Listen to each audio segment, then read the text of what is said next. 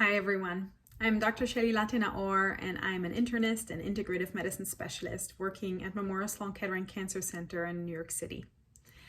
I have so many patients that get advice by family and friends and online support groups about what supplements to use, how to change their diets, what kind of complementary treatments would treat their symptoms during and after cancer treatment.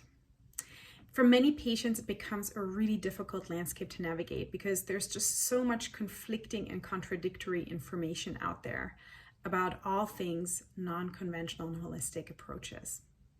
And so I would like to help you navigate that space and teach you which indications, which symptoms and situations would benefit from integrative modalities and how to find reliable information about these kinds of tools.